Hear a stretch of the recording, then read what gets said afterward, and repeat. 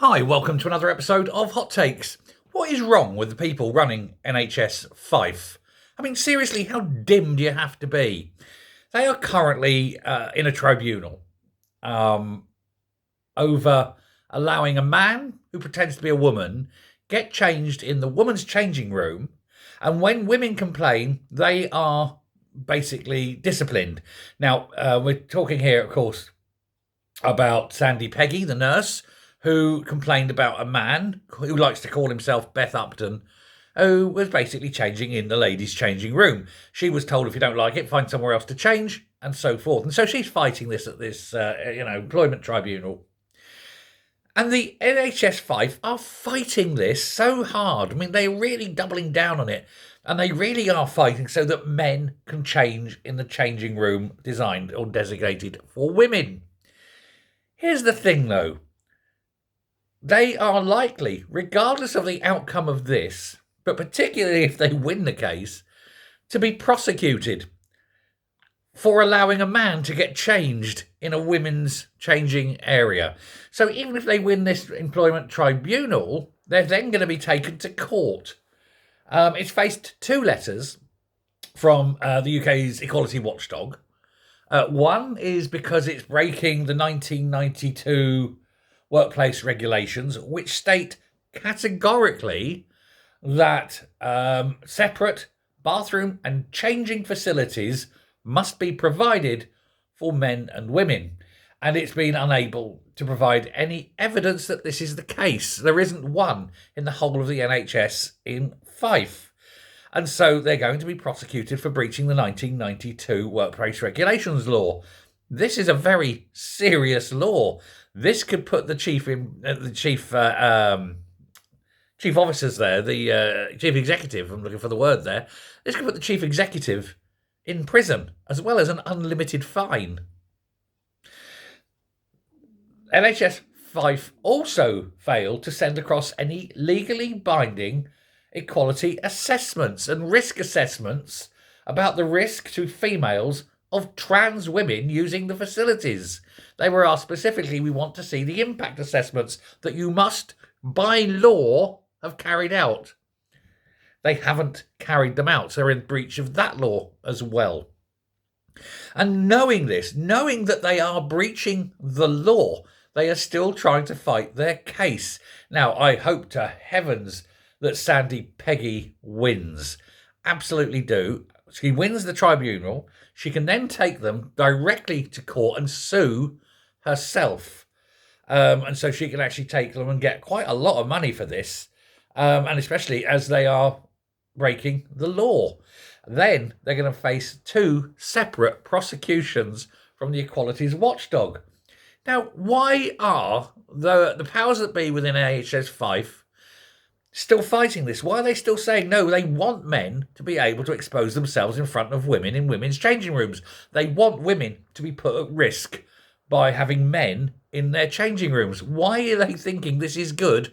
And why are they, working so hard to get it? Who knows? Now, a guy called Michael Foran, who's a lecturer in public law at Glasgow School of Law, the University of Glasgow School of Law, laid out what his action could look like on his Knowingious blog, whatever it's called.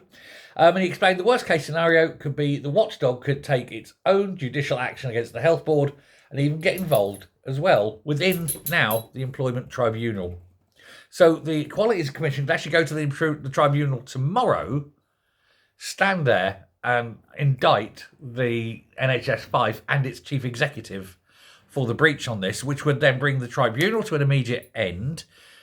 Sandy Peggy would win. She could then, like I say, bring that case to court and sue them. They will, without that, the tribunal, they would then have to pay all the court costs, all the fees, everything like that, and provide, money basically to Sandy Peggy, and so forth. They'd have to issue formal apologies, and of course, by doing all that, it means that when they ever get sued over this by the Equalities Commission, the evidence from this tribunal can be used against them because they've already said, oh no, by paying the fees, they've admitted guilt. So, they're Damned if they do, damned if they don't. So why carry on? Just stop now. Save a load of, very expensive legal costs that you're not going to get back because you are going to lose. And just go up there and say, okay, men who pretend to be women are still men and they got to change in the men's changing area. There you go. Sorted. Not hard, not difficult. So, there we go. We'll find out in July when this tribunal comes to a close. It's that big. The NHS Fife is still defending itself. There's also allegations of harassment against Sandy Peggy from NHS. They tried to get her to leave and all sorts of things. It's very, very nasty. But you've not just got the 1992 Discrimination at Work Act Work Act. You've got the 2010 Equality Act, and you got the Section 30 of the 2006. There's a 2006 Act with regards to the European Convention on Human Rights. And so there's all these things working in Sandy Peggy's favour against NHS Fife. Who is making the decisions and why? What on earth are they thinking? It is madness beyond belief. Do they not see how ridiculous, first of all, how ridiculous they look? Do they not see that they are going to lose without a doubt? And what do they hope to achieve? Because every woman now in NHS 5, and probably in the NHS in total, in fact, they don't want men in their changing room. And if it's forced on them, you've got a problem at the moment of getting people in to become nurses and retaining them. How many women would just say, you know what, sod this, I'm not going to get changed in front of a man and leave? And then where are they going to be? It'd be easier just to fire this weird man who needs, obviously, psychiatric help, rather than risk losing all the women. It's very, very, weird. I can't think of what would drive NHS Fife into still pushing this insistence.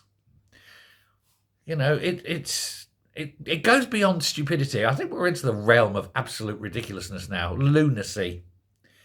They can't. This doesn't make sense, does it? What has Dr. Beth Upton got on the bosses at NHS Fife? Got to have something. Otherwise, he'd be fired. If I was in charge, I'd fire him. I'd say I found you in the women's section. That's a fireable offence. That breaches the 1992 code. Bye. Out the door. Off you go. Let me know your thoughts. Thanks a lot. Bye.